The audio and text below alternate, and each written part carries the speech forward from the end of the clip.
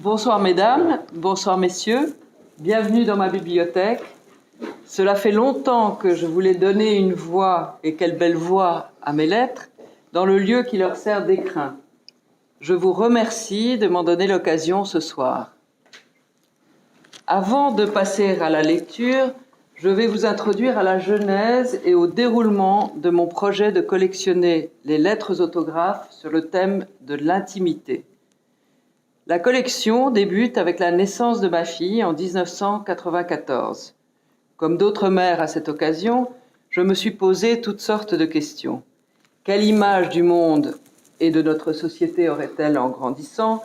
Quelles valeurs morales et intellectuelles je voudrais lui transmettre? À quels idéaux aspirera-t-elle? Plus je réfléchissais à toutes ces questions, plus il m'a semblé qu'à notre époque, l'expression des sentiments ne fait plus l'objet d'autant de soins qu'auparavant, que le langage et le vocabulaire se réduisent avec les SMS, etc., et que le stress de la vie moderne fait que l'on consacre moins de temps à réfléchir sur ce que l'on ressent. J'ai donc cherché, par le biais des autographes, c'est-à-dire les textes manuscrits de la main même des auteurs, à apporter à ma fille les preuves écrites que l'on peut mettre des mots, et des jolis mots, sur ce que l'on a dans son cœur. Pourquoi les lettres autographes? Quelques mois auparavant, en me promenant dans Paris, j'avais remarqué chez un commissaire-priseur qui organisait une vente consacrée à Napoléon une extraordinaire lettre du jeune officier Bonaparte à sa femme Joséphine qui commençait ainsi: « Je n'ai pas passé un jour sans t'aimer, je n'ai pas passé une nuit sans te serrer dans mes bras, je n'ai pas pris une tasse de thé sans maudire la gloire et l'ambition qui me tiennent éloignée de l'âme de ma vie. » Quel n'a pas été mon étonnement quand j'ai réalisé que l'on pouvait acquérir de pareils documents. En effet, je les croyais réservés aux institutions publiques comme les musées ou les bibliothèques, et jamais je n'avais imaginé pouvoir tenir une telle lettre entre les mains. Malheureusement, je n'ai pas pu donner suite à ce coup de foudre, mais ma détermination à rassembler des lettres intimes n'en a été que renforcée, et c'est quelque temps plus tard que j'acquis ma toute première lettre, qui se trouve là-bas, qui est une lettre de Juliette Drouet à son amant Victor Hugo. Il y en a environ 10 000, donc ça n'est pas une rareté. Et j'avais été frappée par cette phrase: « Je te redemande ma culotte avec acharnement. » 25 ans plus tard, la collection rassemble plus de 2000 lettres, la plus ancienne datant du XVe siècle et les plus récentes des années 70. Elle touche des domaines extrêmement variés qui vont de la littérature, avec Rimbaud, Victor Hugo, Flaubert, à l'histoire, Napoléon, Marie-Antoinette, Joséphine, Churchill, en passant par les arts, Van Gogh, Matisse, Frida Kahlo, la musique, Berlioz, Liszt, Chopin, les spectacles, Marlène Dietrich, Sarah Bernhardt, Charlie Chaplin, entre autres. Les autographes permettent d'appréhender une liaison dans la durée et d'en reconstituer quelques épisodes marquants. Mais les lettres intimes sont de plusieurs natures. Même si je me suis particulièrement intéressée aux lettres d'amour, il y a d'autres formes d'intimité qui sont illustrées dans la collection. Les lettres des parents à leurs enfants, les lettres entre époux ou encore les lettres d'amitié, d'admiration et de soutien. Laissez-moi citer l'exemple de la lettre que l'écrivain Octave Mirbeau adresse à Claude Monet en plein doute en décembre 1899. « Vous êtes en pleine puissance de vous-même, le plus fort et le plus subtil aussi, celui qui laissera après soi le plus d'influence. Et vous dites que vous êtes foutu ?» Toute correspondance présuppose la séparation. Et cette séparation contribue souvent à exalter les sentiments et à idéaliser les relations. À l'inverse, il existe un autre genre de lettres intimes, celles qui, une fois la passion apaisée, s'expriment dans un quotidien rassurant, les lettres du coin du feu, si j'ose dire. Je pense à Darwin, qui écrit à sa femme absente et s'amuse des pitreries de leurs enfants. Ma collection fait d'ailleurs une grande part aux lettres adressées à des enfants. C'est un des domaines qui me plaît énormément car j'y perçois une sincérité qui me touche particulièrement. Il faut néanmoins savoir que les lettres intimes sont parmi les plus rares qui sont conservées, et cela pour plusieurs raisons. D'abord, et cela s'applique bien sûr à tous les autographes, ce sont des documents fragiles. Mais surtout, à la fin d'une liaison, ils étaient souvent détruits. En général, les collections d'autographes visent à rassembler des pièces capitales d'un protagoniste. Ma collection, elle, pour sa part, se concentre sur des pièces plus personnelles, celles qui concernent le quotidien et qui sont des documents où l'âme humaine se livre d'une manière très révélatrice. C'est pourquoi je me laisse totalement guider par ma sensibilité et l'émotion que je ressens à leur découverte. En apprenant des détails sur la vie de ces personnages, qui ont parfois des statuts de demi-dieux, on réalise peu à peu que ce sont des êtres humains comme vous et moi, avec leurs préoccupations quotidiennes.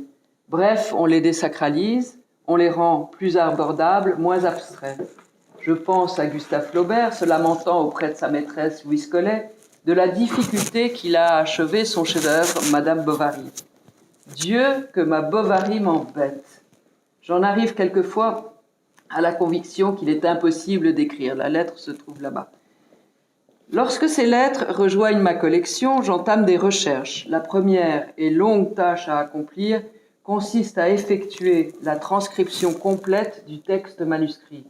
En second lieu, beaucoup de ces lettres ne sont pas datées ou elles le sont incomplètement. Il s'agit alors de rassembler un maximum d'informations qui, par recoupement, permettent de déterminer le jour ou la période pendant laquelle elles ont été écrites. De plus, si les auteurs sont généralement connus, leurs destinataires ne sont pas toujours identifiés. Enfin, il est nécessaire de situer la lettre dans la vie de l'auteur et dans son contexte historique, car beaucoup d'entre elles ont également une grande valeur du point de vue historique ou de la littérature et des arts. Je me dois donc de faire toutes ces recherches dans le but de transmettre à un public le plus large possible ces merveilleuses traces de notre passé commun. C'est ainsi que j'ai publié 4 livres, prêtés à de nombreux musées et institutions, y compris la Bibliothèque nationale de France, que j'ai organisé quelques lectures et donné de nombreuses conférences. Donc, nous allons passer à la lecture des lettres que nous avons choisies avec Pilar. Et nous commençons avec Napoléon Bonaparte à Joséphine de Beauharnais du 9 mai 1796. Il s'agit bien sûr d'une des pièces fondatrices de ma collection, car comme je vous le dis, j'avais eu un coup de foudre pour cette lettre que je n'avais pas pu acquérir, mais et j'ai mis 10 ans à en trouver, pour vous dire à quel point c'est rare. J'avais été frappée à l'idée qu'un homme parti à la conquête de l'Europe puisse témoigner d'une telle vulnérabilité sentimentale dans ses courriers. Au moment où il rédige cette lettre, son armée se dirige vers Milan. Il se languit de Joséphine, qu'il a épousée 2 jours avant son départ pour l'Italie, et qu'il supplie de venir le rejoindre. Mais cette dernière, qui a un amant à Paris, n'a aucune envie de le rejoindre et s'invente une grossesse pour reculer son départ. Tu es enceinte, ma douce. Cette idée me transporte de joie. Mais pourquoi ne viens-tu pas? Enceinte de 2 mois, cela n'empêche pas de voyager. Si je ne te vois pas avec ton petit ventre, je n'y croirai pas. Cependant, prends bien garde que cela ne te fasse mal. Des maux de cœur, des journées au lit, et je ne suis pas là pour te soigner, pour te distraire, pour alléger tes maux, me les approprier. Mon unique ami, comment veux-tu que je ne sois pas fou de toi actuellement que tu es enceinte? Ne va pas faire une fille, fais un garçon. Ce pays-ci est beau. Rien ne t'empêcherait d'y rester, quelque chose qui arriva. Je sais combattre. Je ne sais ce que je veux. Si la route t'incommode, reste à Paris, mais à Paris, loin de ton époux, de celui qui ne vit, ne pense, n'adore que toi, la vie est courte, le bonheur si rare. Moi, quelquefois, en me couchant, ce qui n'arrive pas toujours, je me mets dans un coin pour te laisser ta place. Nous avons passé le Pô, battu l'ennemi, et nous marchons sur Milan et Pavie. Vite, vite, viens à Plaisance. Belle maison, bonnes gens, belle ville. Par-dessus tout, un amant qui t'aime tous les jours davantage, mais qui, depuis que tu es enceinte, te révère, te regarde comme une divinité dont tous les caprices, toutes les fantaisies sont des lois pour lui. Quel jour que celui où je te serrerai dans mes bras, où mon cœur palpitera dans ta main, où ma bouche... J'ai goûté ce bonheur suprême et j'ai pu consentir à m'en priver. 2 mois loin de toi, c'est 2 mois perdus pour la vie, et que ces 2 mois, l'impitoyable avenir, je ne le crains que pour toi. Je suis presque fâché que tu sois enceinte. Tu cours des dangers. Si tu étais longtemps malade, j'en serais inconsolable, mon adorable Joséphine. Si tu m'aimes, viens vite, car je ne puis vivre sans toi et ne puis longtemps rester loin de ta charmante petite personne. Il est des fois où mon idée te parcourt des pieds à la tête. Je suis triste alors. Je vois des pays immenses et des montagnes élevées qui nous séparent. Murat est arrivé le 15 à Paris. Il est parti le 20. Ma douce amie avec lui, oui, tu seras ici le 27. Malheur au moment où Murat arrivera seul. J'ai reçu la charmante lettre où toutes les personnes pour qui j'ai de l'amitié m'écrivent à la fois. Vous me dites des choses si honnêtes que vous me gâtez. Je viens t'avouer une pensée. En apprenant ta grossesse, je me suis dit mais il y a plus de 2 mois que je suis parti. Tu me pardonnes, n'est-ce pas? À tes genoux bien contrits, pardon. 1000 baisers sur le petit ventre. Je te le presse, fais un petit garçon qui soit beau comme sa mère et fidèle comme son père. Dans 2 heures, à cheval, je puis joindre mon armée qui est au-delà du Pô et puis encore batailler. Ne crains rien. Mon sort est de faire, avant de mourir, 8 petits-enfants, tous te ressemblant, et puis nous aurons 70 ans, nous les gronderons, je leur parlerai de moi, de mes guerres, et toi des modes de ton temps. Tu aimeras mieux les garçons, et moi je gâterai les filles qui seront légères, inconstantes, mais bonnes, belles de cette beauté qui va au cœur, pénétrées, persuadées par le sentiment et par la mélancolie. Elles seront ton image. Toi ? Merci. Nous passons maintenant à Antoine de Saint-Exupéry, qui en mai 1943 rejoint Alger après 2 années passées aux États-Unis, où il a notamment publié Le Petit Prince. Dans un train qui le conduit d'Oran à Alger, il rencontre une jeune femme dont il s'éprend aussitôt et qu'il fréquente durant la dernière année de sa vie. La passion, malheureusement, s'est estompée rapidement pour cette jeune femme, laissant à Antoine de Saint-Exupéry un souvenir douloureux qui lui inspire l'une des plus belles lettres d'amour qu'il m'ait été donné de lire. Je puis bien écrire encore, puisque c'est ma dernière lettre. Mais j'écris couché, et mes lignes s'en vont de travers comme si j'avais bu. Je n'ai bu qu'un peu de chagrin. Ça m'ennuie que mon chagrin même soit abîmé. Ça aurait été mélancolique si vous n'aviez pu venir. Mais pour tous, la vie est difficile. Je ne vous en aurais pas voulu. Je vous en ai voulu de me laisser attendre, et non de n'être pas venu. C'est le moins joli de mes souvenirs. Il ne fallait pas abîmer mes souvenirs.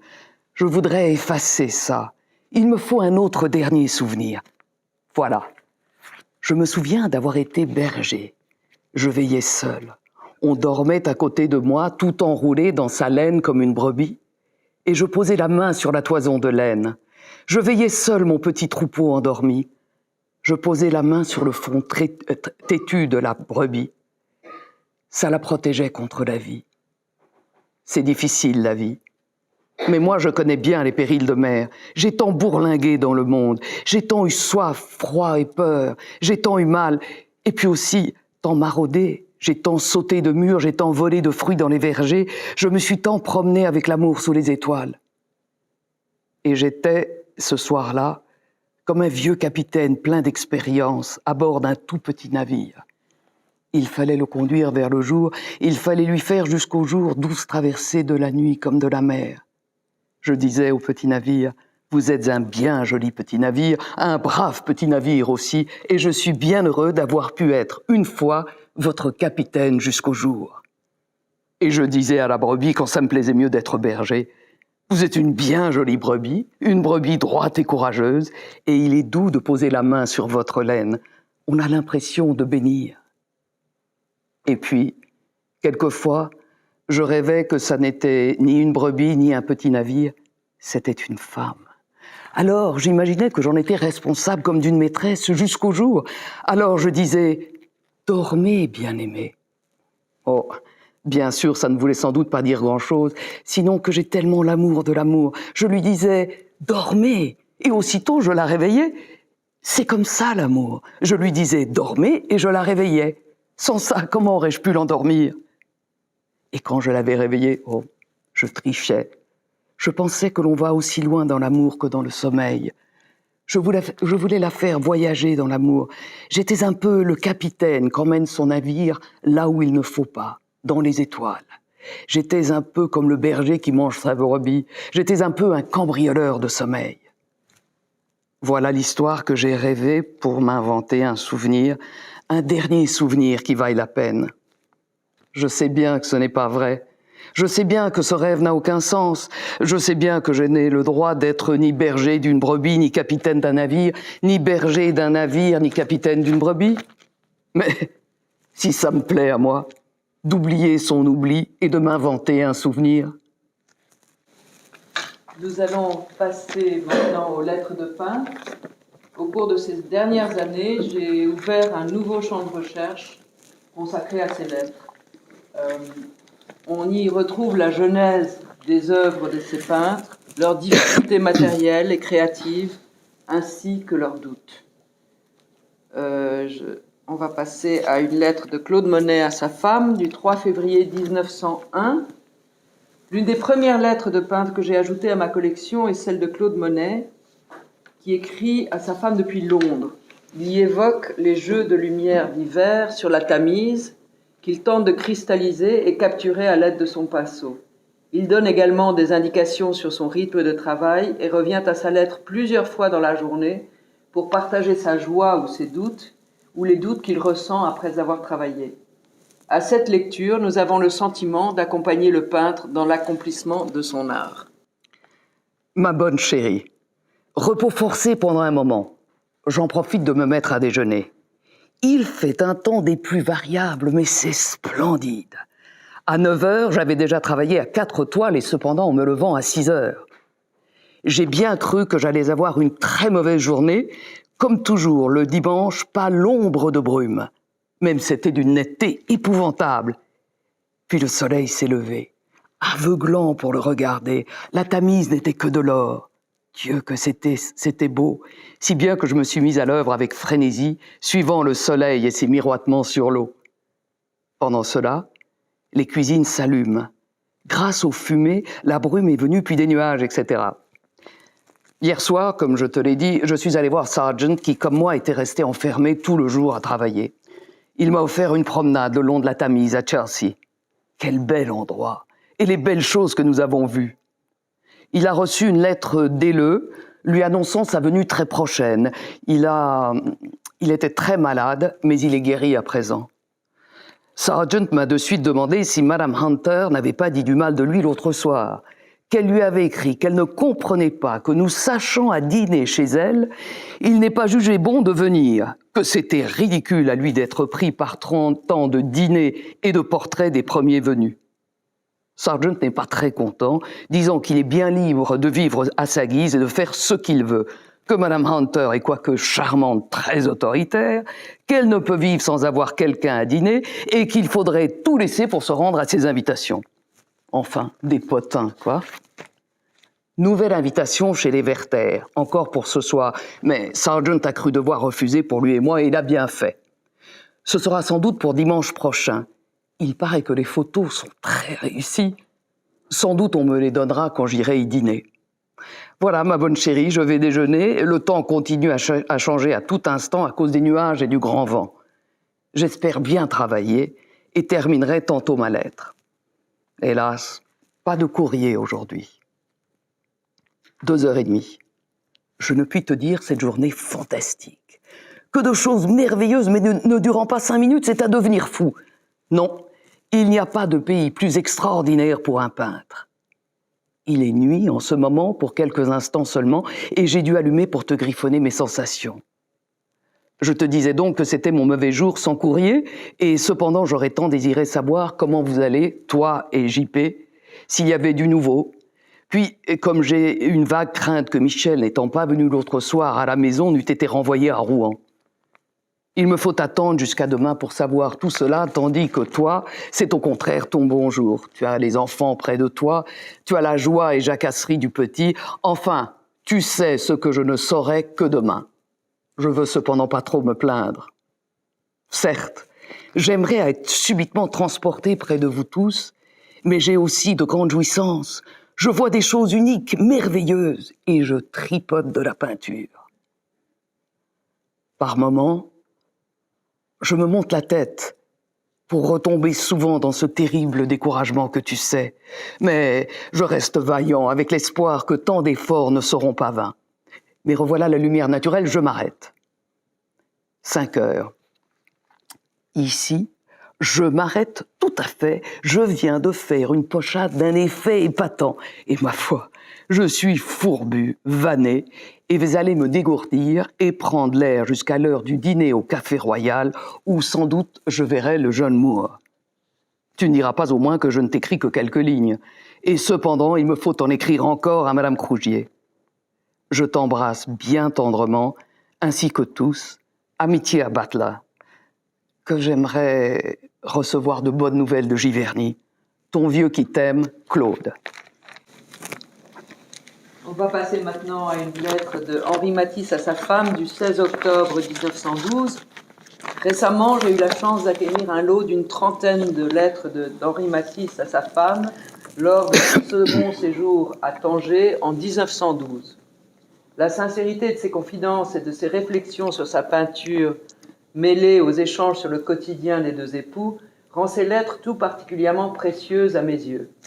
Il évoque la réalisation de plusieurs tableaux qui sont parmi les plus connus de son œuvre. Ceux-ci font aujourd'hui partie des collections du musée Pouchkine et de la fondation de l'Ermitage à Saint-Pétersbourg et sont en ce moment exposés à la fondation Vuitton à Paris. Hier, 15 octobre, j'ai pensé au terme et me suis demandé comment tu t'en étais tiré avec le proprio. Peut-être y as-tu paré. Je pense qu'en cas d'embarras, tu peux toujours me télégraphier. Hier, j'ai travaillé à la moresque qui est terminée, je crois. Il y a du bon. Elle avait une robe bleue, je l'ai mise en verte. Je vais revoir ce matin si j'y retouche ou non. L'après-midi, j'ai commencé un des paysages de Morozov. C'est ma fenêtre ouverte, un peu le dessin que tu as vu déjà. J'ai 2 bouquets placés sur ma fenêtre, un verre de feuilles de géranium odorant citronnelle avec des petits chrysanthèmes blancs et quelques fleurettes d'autres couleurs. Et mes chrysanthèmes, tu m'en dis rien? Il est dans un des pots à eau de la maison. L'autre est tout rose ibis, entouré de feuilles vert foncé et dans un pot de terre du pays. Si je puis être favorisé de beau temps, ça va bien. Depuis quelques jours, je n'ai pas à me plaindre. Hier, c'était le soleil tout à fait pur toute la journée. Aujourd'hui, à 8 heures du matin, c'est le même temps et ce vent n'est pas trop pour gêner si toutefois il n'augmente pas. Hier, j'ai reçu une lettre de Pierre et de Marguerite. Elle me demande ce qu'elle doit faire au sujet de ses études. Tante Berthe ne croyait pas qu'elle voulait préparer le brevet, elle pensait simplement qu'elle voulait faire un peu de littérature. Margot me dit qu'en cas de brevet, elle devait prendre des leçons avec un professeur de l'école. Elle dit aussi qu'elle a besoin des matières du brevet car elle ignore beaucoup de choses élémentaires, mais qu'elle s'intéresse beaucoup à la littérature, enfin qu'elle fera comme on voudra. Mais elle demande une réponse de suite. Justement, quand j'ai reçu les 2 lettres, je terminais une lettre pour eux. J'ai ajouté qu'elle prépare le brevet et j'ai mis de suite la lettre à la poste. Mais ensuite, j'ai pensé que ça n'était pas la même chose pour Berthe, car si Margot prépare son brevet, son séjour sera plus long que si elle fait simplement quelque étude littéraire, et qu'alors Berthe peut s'en trouver gênée. Qu'en penses-tu ? Je vais écrire à Margot de suite un mot qui explique cela, et elle le demandera à Berthe. J'ai mis dans ma lettre 100 francs, car elle devait acheter un sommier. J'aime mieux qu'elle ait de l'argent à l'avance. Elle me dit que Pierre est parti samedi. Peut-être tu vas le voir ou tu l'as vu déjà. Je pense que tu vas bien le recevoir, je veux dire d'une patience pas trop sèche. Maintenant, une course pour Mademoiselle Davin. Elle a envoyé à Old England son costume d'Amazon pour qu'on lui en fasse un sur mesure. On doit le lui envoyer à essayer. Or, en attendant, elle n'a plus que 2 toiles. Elle voudrait donc que tu y passes pour leur faire renvoyer de suite son vieux costume dont ils doivent avoir relevé les mesures. Elle en a absolument besoin. Veux-tu y passer aussitôt que possible? Tu iras voir ta tante en même temps. As-tu vu les Stein? Je t'embrasse ainsi que maman de tout mon cœur, et toi particulièrement, je veux dire spécialement. Amitié à la maison, ton mari de tout cœur, Henri Matisse. Voici une lettre de Paul Gauguin, datant de mars 1899, et qu'il envoie depuis Tahiti au critique M. Fontenas. Il s'agit d'un texte aux allures de manifeste. Il y est question des rapports entre artistes et critiques. Gauguin réagit en effet à un article défavorable qui a été rédigé quant à l'évolution de son style. Il évoque une eau forte de son ami et allié Mallarmé qu'il a placée dans l'enveloppe avec la lettre. Elles ont été par la suite, la lettre et l'eau forte ont été séparées. Il se trouve que par une chance extraordinaire, j'ai pu réunir ces deux objets à la lettre. Monsieur Fontenas, Mercure de France, numéro de janvier, 2 articles intéressants, Rembrandt, Galerie Vollard. Dans ce dernier, il est question de moi. Malgré votre répugnance, vous avez voulu étudier l'art, ou plutôt l'œuvre d'un artiste qui ne vous émotionne pas. En parler avec intégrité fait rare dans la critique coutumière. J'ai toujours pensé qu'il était du devoir d'un peintre de ne jamais répondre aux critiques même injurieuses, surtout à celles-là, pas plus à celles élogieuses, car souvent l'amitié les guide. Sans me départir de ma réserve habituelle, j'ai cette fois une folle envie de vous écrire, un caprice si vous voulez, et comme tous les passionnels, je sais peu résister. Ce n'est point une réponse puisque personnelle, mais une simple causerie d'art. Votre article y invite, la suscite. Nous autres peintres, de se condamner à la misère, acceptons ces tracas de la vie matérielle sans nous plaindre, mais nous en souffrons en ce qu'ils sont un empêchement au travail. Que de temps perdu pour aller chercher notre pain quotidien, de basses besognes ouvrières, des ateliers défectueux et 1000 autres empêchements. De là, bien des découragements et par suite impuissance. L'orage, les violences, toute considération dont vous n'avez que faire et dont je ne parle que pour nous persuader tous deux que vous avez raison de signaler bien des défauts.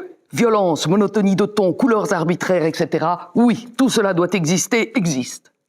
Parfois, cependant volontaires, ces répétitions de tons d'accords monotones au sens musical de la couleur, n'auraient-elles pas une analogie avec des mélopées orientales chantées d'une voix aigre, accompagnement des notes vibrantes qui les avoisinent en les enrichissant par opposition ?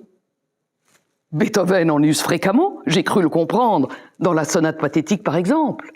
Delacroix, avec ses accords répétés de marron et de violet sourd, manteau sombre vous suggérant le drame. Vous allez souvent au Louvre. Pensant à ce que je dis, regardez attentivement Cimabue. Pensez aussi à la part musicale que prendra désormais la couleur dans la peinture moderne. La couleur, qui est vibration, de même que la musique, est à même d'atteindre ce qu'il y a de plus général dans la nature, sa force intérieure.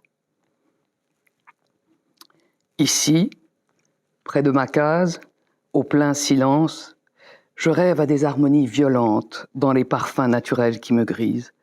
Autrefois, odeur de joie que je respire dans le présent. Figures animales d'une rigidité statuaire, je ne sais quoi d'ancien, de religieux dans le rythme de leurs gestes, dans leur immobilité rare, dans des yeux qui rêvent la surface trouble d'une énigme insondable. Et voilà la nuit, tout repose.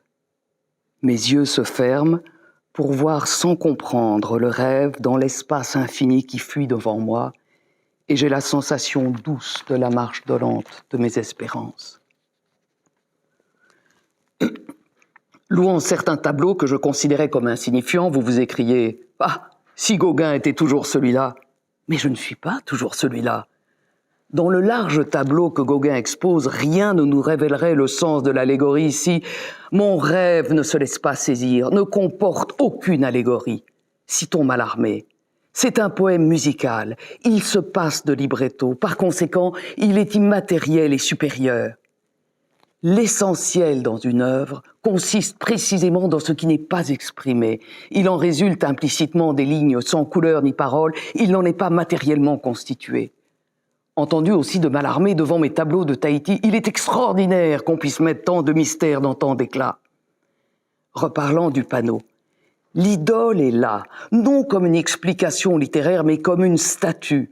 Moins statue peut-être que les figures animales, moins animale aussi, faisant corps dans mon rêve, devant ma case, avec la nature entière qui règne en notre âme primitive. Consolation imaginaire de nos souffrances, en ce qu'elles comportent de vague et d'incompris devant le mystère de notre origine et de notre avenir. Et tout cela chante douloureusement en mon âme et mon décor, en peignant et rêvant tout à la fois, sans allégorie saisissable à ma portée. Manque d'éducation littéraire, peut-être. Au réveil, mon œuvre terminée, je dis, d'où venons-nous? Que sommes-nous? Où allons-nous? Réflexion qui ne fait plus partie de la toile, mise alors en langage parlé tout à fait à part sur la muraille qui encadre non un titre mais une signature. Voyez-vous, j'ai beau comprendre la valeur des mots abstraits ou concrets dans le dictionnaire, je ne les saisis plus en peinture. J'ai essayé dans un décor suggestif de traduire mon rêve sans aucun recours à des moyens littéraires. Avec toute la simplicité possible du métier, labeur difficile. Accusez-moi d'avoir été là impuissant, mais non de l'avoir tenté, me conseillant de changer de but pour m'attarder à d'autres idées déjà admises et consacrées. Puvis de Chavannes en est le haut exemple. Certes, Puvis m'écrase par son talent et l'expérience que je n'ai pas. Je l'admire autant et plus que vous, mais pour des raisons différentes. Ne vous fâchez pas avec plus de connaissance de cause. Chacun son époque. L'État a raison de ne pas me commander une décoration dans un édifice public. Décoration qui froisserait les idées de la majorité, et j'aurais encore tort de l'accepter, n'ayant d'autre alternative que celle de le tricher ou de mentir à moi-même. À mon exposition chez Durand-Ruel, un jeune homme demandait à Degas de lui expliquer mes tableaux qu'il ne comprenait pas. Celui-ci, en souriant, lui récita une fable de La Fontaine. « Voyez-vous, dit-il, Gauguin, c'est le loup maigre sans collier. » Voilà une lutte de 15 ans qui arrive à nous libérer de l'école, de tout ce fracas de recettes hors lesquelles il n'y avait point de salut, d'honneur, d'argent. Dessin, couleur, composition, sincérité devant la nature, que sais-je. Hier encore, quelques mathématiciens nous imposaient des lumières, des couleurs immuables. Le danger est passé. Oui, nous sommes libres. Et cependant, je vois luire à l'horizon un danger. Je veux vous en parler. Cette longue et ennuyeuse lettre n'est guère écrite que pour cela. La critique d'aujourd'hui, sérieuse, pleine de bonnes intentions et instruite, tend à nous imposer une méthode de penser, de rêver. Et alors, ce serait un autre esclavage. La critique, préoccupée de ce qui la concerne, son domaine spécial, la littérature, perdrait de vue ce qui nous concerne, la peinture. Et s'il en était ainsi, je vous dirais hautement la phrase de Mallarmé, un critique, un monsieur qui se mêle de ce qui ne le regarde pas.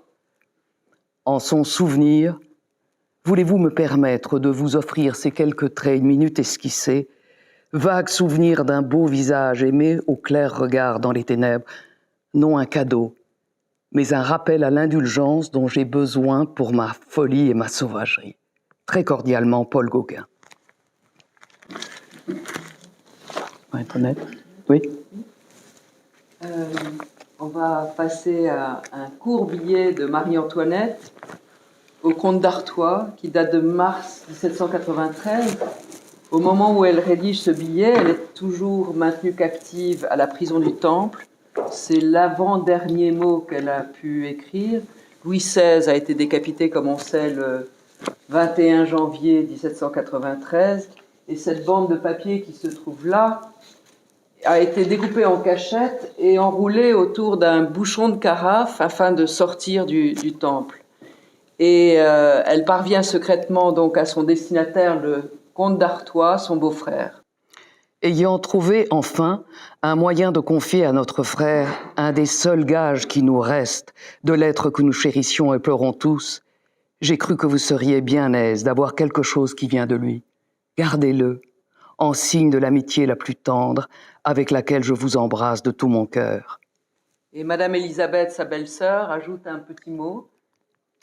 Quel bonheur pour moi, mon cher ami, mon frère, de pouvoir, après un si long espace de temps, vous parler de tous mes sentiments que j'ai soufferts pour vous. Un temps viendra, j'espère, où je pourrai vous embrasser et vous dire que jamais vous ne trouviez une amie plus vraie et plus tendre que moi.